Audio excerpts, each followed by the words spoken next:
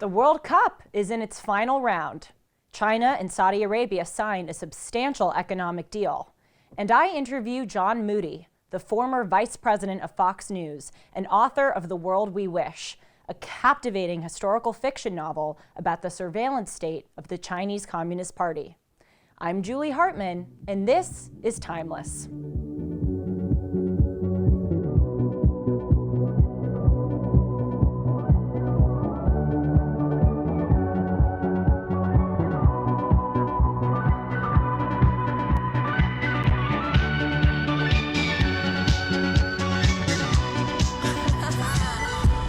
Welcome. It is Thursday, December 15th, 2022. That means it's 10 days before Christmas. Can you believe that? Before we get into the news, I have something to ask of you viewers. Last month, on November 16th at about 6:30 in the morning, 75 LA County sheriff recruits were on a run as part of their training exercises just about 25 minutes away from this studio in Whittier, California. Suddenly, a 22-year-old driver crossed over the lane of traffic into the wrong direction and crashed into this group of runners, mowing a lot of them over. 25 recruits of this Sheriff's Academy class suffered injuries, including loss of limbs. One of the things that has disgusted me over the past couple of years is this crusade in our country against law enforcement. In fact, it was one of the biggest developments that made me a conservative. It's in vogue nowadays to smear police officers, to paint their character with one broad brush. And we also just seem to shrug off incidents like this one as just something that happens in that line of work. Well, Timeless is a show that respects these valiant men and women in uniform. And I believe that we have a responsibility to honor those who put their lives on the line to protect the rest of us. That's why I am asking you to please consider donating to the Sheriff's Relief Association so that we can help the victims of this horrific event and their families who have to care for them. I've already donated, and you can do so too by Venmo. Their handle is right below at SRA Foundation 1. That's SRA Foundation 1. And I will also include that in the description of this video alongside their PayPal handle as well as their mailing address in case you would like to mail a check. So please check that out below, and thank you so much for your consideration. Now, on a lighter note, we are in the final round of the 2022 World Cup. On Tuesday, Argentina beat Croatia 3-0 to make it to the final round, and yesterday, France beat Morocco 2-0. And this was a big upset for Morocco because they were the first country in Africa and the Arab world to ever reach the semifinals in World Cup history. And also, the team that they lost to, France, was in fact their former colonizer. France had a protectorate over Morocco from 1912 to 1956 until Morocco established its independence in 1956. So they seemed to really want to prove to the world and to the country that used to rule over them that they could beat them in a soccer game, but unfortunately they did not prevail. Only 12 of Morocco's 26-member team was actually born in Morocco, which is the lowest ratio in the tournament, but still, they placed a lot of importance on this match yesterday. Before they squared off against France, the goalkeeper of the Morocco team said, "We're here to change the mentality. With this feeling of inferiority, we have to get rid of it. The Moroccan player," he said, "can face any in the world. The generation coming after us will know that we can create miracles." Well, I say that Morocco should be proud of its performance. They beat Portugal last week in a stunning upset. They beat them 1-0 despite being down a player in the final few minutes of the game because their substitute collected 2 yellow cards. And this sent Ronaldo home in tears. And you know, if you're sending Ronaldo home in tears, then you had pulled off a pretty big victory. And France, the team that they just lost to, won the World Cup back in 2018. So Morocco was going against the defending champions, which is never an easy thing to do.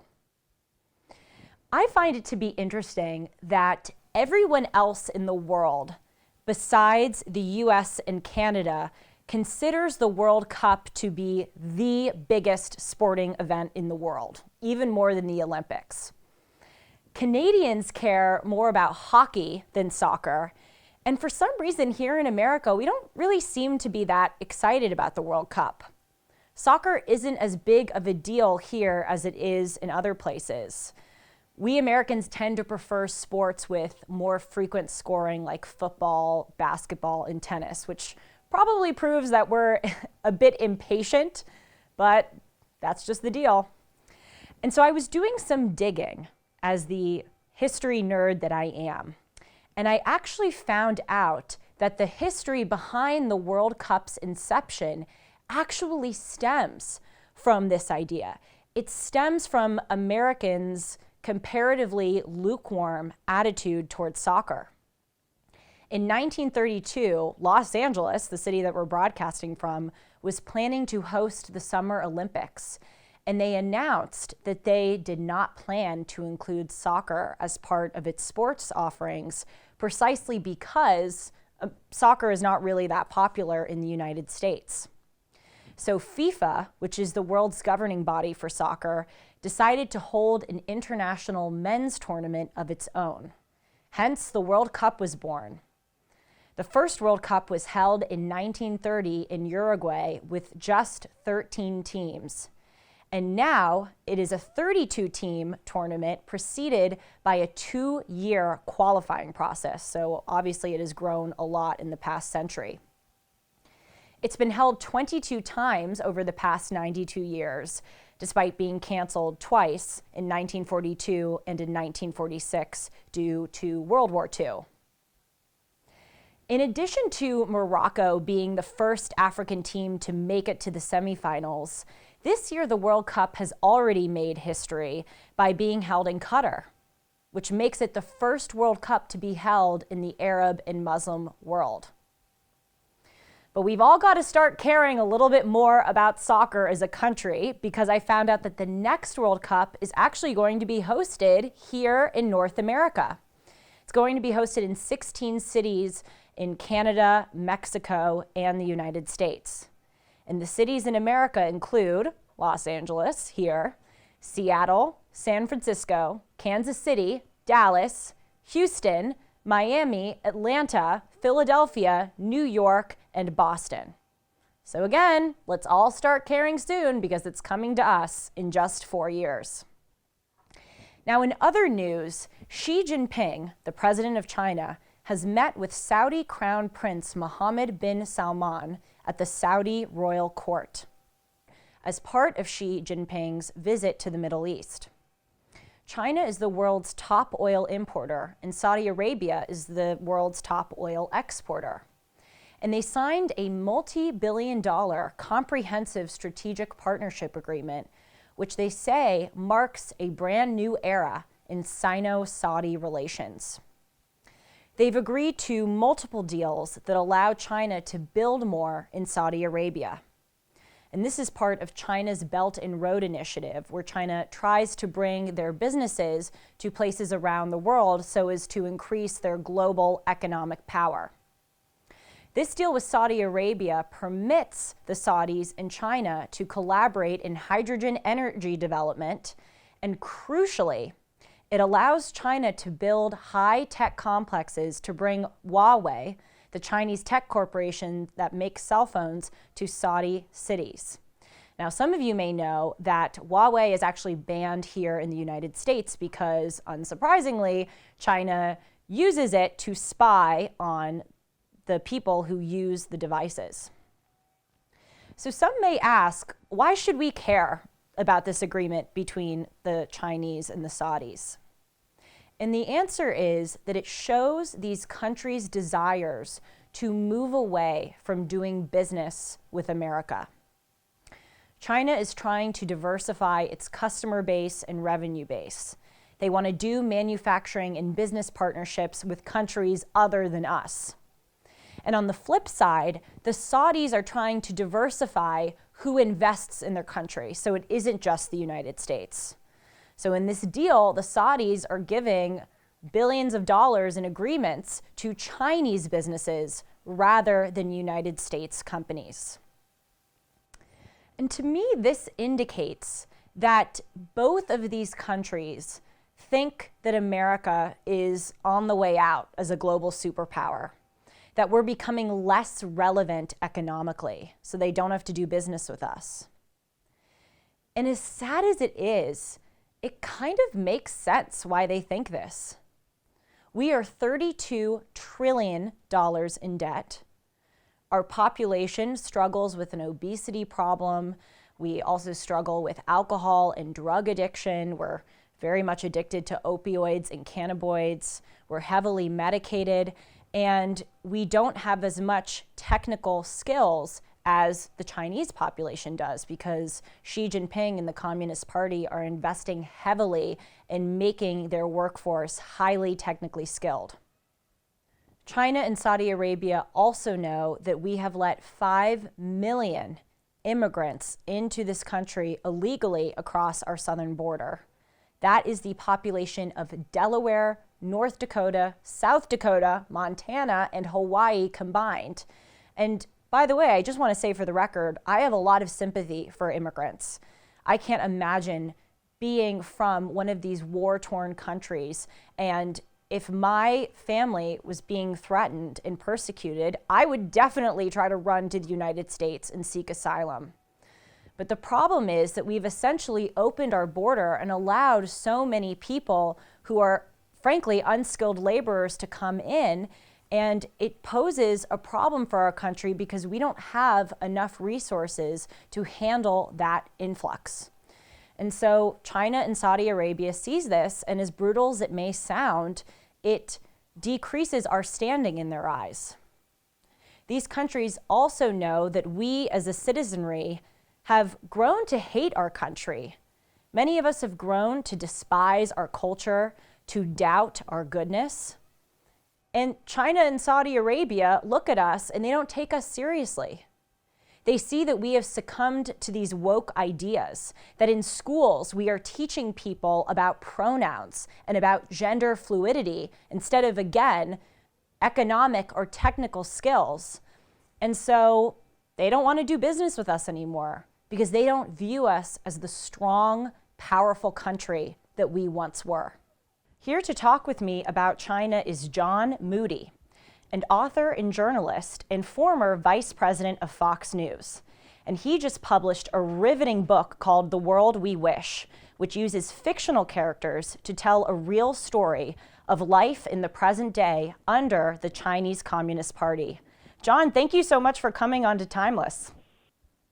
Julie, thank you very much. Congratulations on the new show. I'm sure it's going to be a hit. Thank you. Well, I could not put your book down. I told you this before we went on the air, but I read it in one sitting because it was so captivating. And on this show, I've only been on the air for 2 weeks, but I try to talk about China as much as I can because it just seems that we Americans don't have a clue as to the severity of the threat that we are facing from that country. And the thing that I find to be so eerily brilliant about China is that their strategy to undermine us is pretty secretive and backdoor. They use TikTok and drones to spy on us. They're buying these terminals at ports around the world to try to interfere in commerce. And they're producing fentanyl and selling it to these drug cartels, which are funneling it across our border and killing Americans.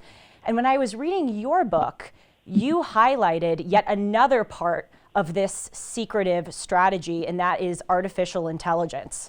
So I want to start out by asking you, can you tell our listeners what artificial intelligence is and how the CCP is using it against Americans and against its own people? Well, sure. And Julie, you've put a pretty strong list of offenses out there. Other than that, they're really nice guys. Yeah. Exactly. China wants to control the world. China wants to overcome the advantages that the United States has had for the past half century. It is using its vast artificial intelligence advantage over us. And what is artificial intelligence? It used to be called machine learning, and then machine learning could no longer describe the speed and digitization with which artificial intelligence was growing. It is when you put information into a computer of any magnitude. Quantum computers are now being used most efficiently for that. And it learns. It learns what you have told it, and it remembers it, and it can speak it back to you. It can do almost anything that you want it to. It can now do mathematics much more quickly than humans. I've just seen recently an article where with the use of artificial intelligence, China can now insert tiny microscopic robots into the bloodstream of people. Now, the stated reason for this is that they would find and target and eradicate cancer cells in the body. But there is also research being done that would keep people at bay, not allow them, to live their normal lives because they have a robot inside their brain telling them what to do. Oh my gosh. Well, they're saying that it's to help with cancer, but nothing is ever really what it seems as far as the motivations of the CCP. Now, I heard in another interview that you gave that China is using these digital watches that we all have to monitor the heartbeat of their citizens in order to tell if they are having impure thoughts about the regime. Can you say more about that and some of the other technologies that China is using to surveil people? Yes. So many people consider China to be a communist state. That is no longer an adequate description of China. Indeed, the Communist Party of China controls the country, but it's moved well beyond the old-fashioned Marxist-Leninist ideas of what communism is supposed to be. China is actually an information state. They have the ability to gather huge amounts of information, not just on their citizens, but on other citizens of other countries. You've mentioned the digital watches. Those watches, one of the so-called benefits of digital watches is that they can monitor your heartbeat for you. And you think of that as, well, that's good for my health. I can see how fast my heart's beating and it'll make me a healthier person. Fine, you'll know how fast your heart's beating. So will the people in Beijing who are recording and keeping records on every single heartbeat in your body. They do it with their own citizens, and if they see somebody crossing the street with an irregular heartbeat, they just assume that that person is harboring thoughts that are contrary to what the Communist Party wants. They also have CCTV cameras at almost every intersection of Beijing, Shanghai, Wuhan, Guangzhou. All the major cities have CCTV cameras on every intersection.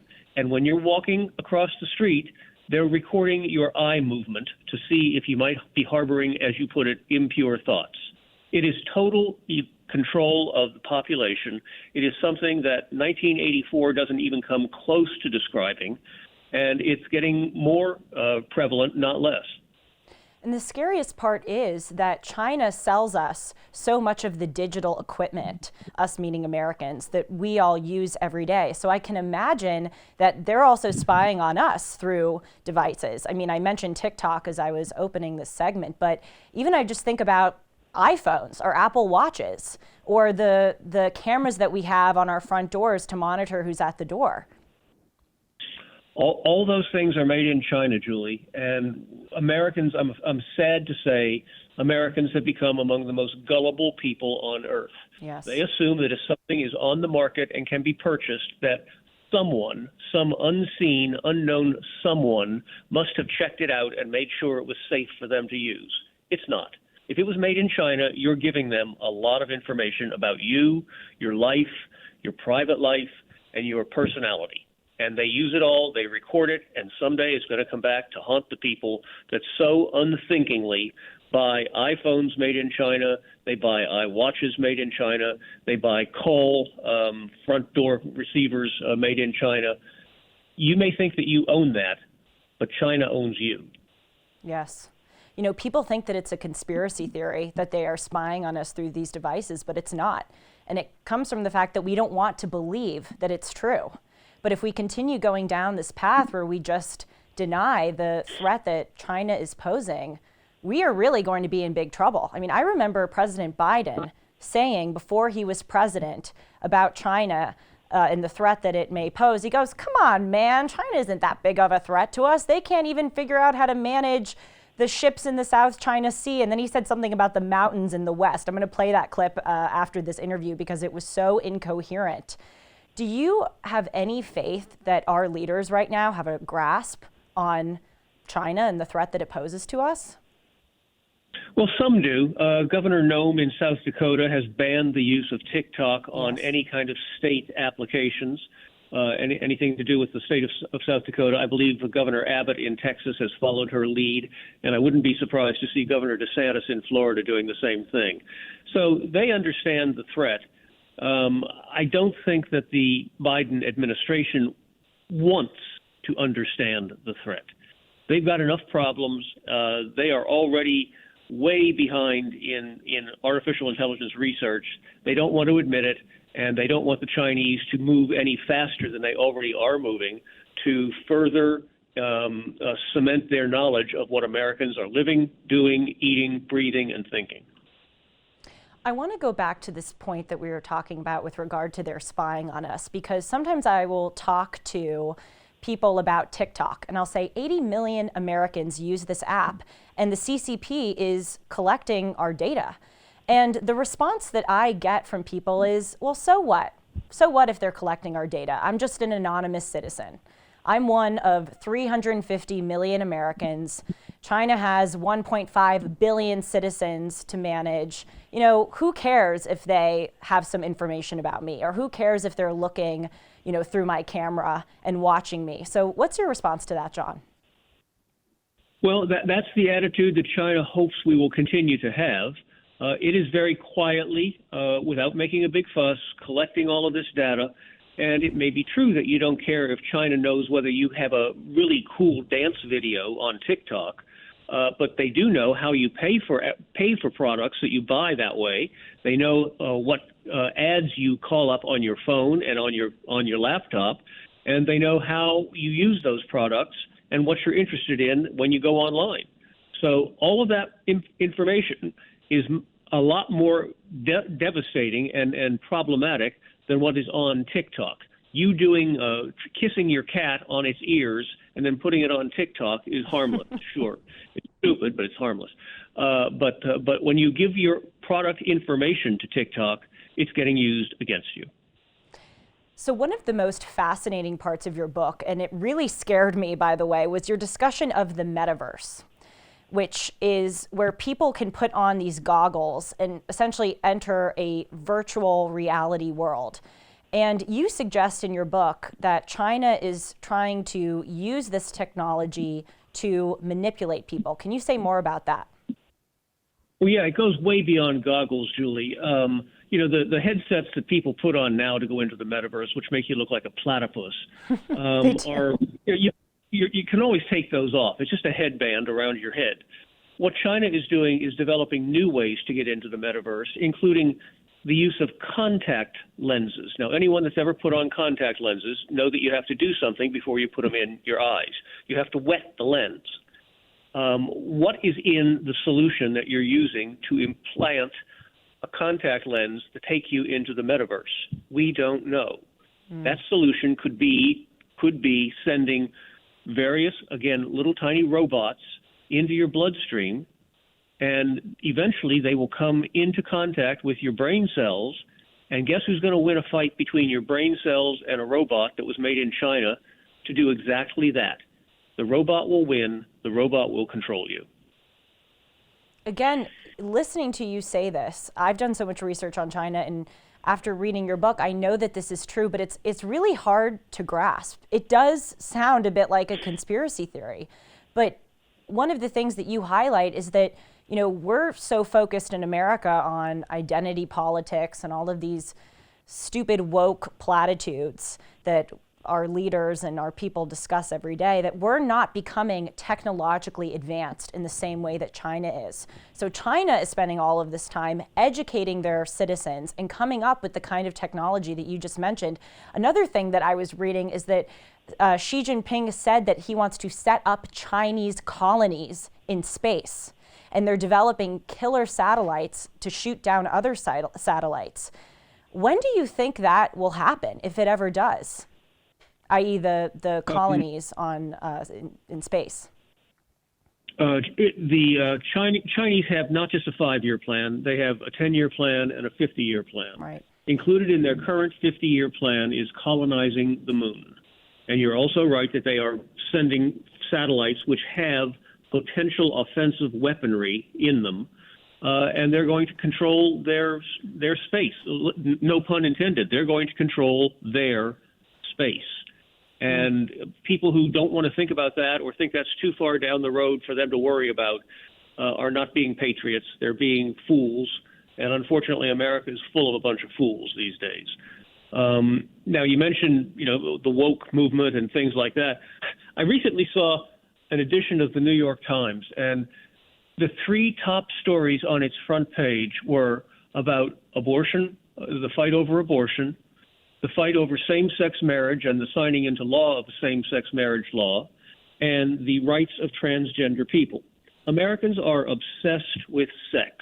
Maybe we've been repressed for so long that it's now just all coming out, but that's what we think is important. China thinks controlling the rest of the world is important. Now, you go figure out which one means more. I saw there was a story in the New York Times Sunday section this past weekend. It was a cover story, and it had a title that was something along the lines of, "Can sea urchins reawaken the desire within us to communicate with one another?" It was this crazy outlandish story about how this ocean discovery group is trying to connect people across political lines. And I just thought exactly what you just said. Really? This is what we are focusing on?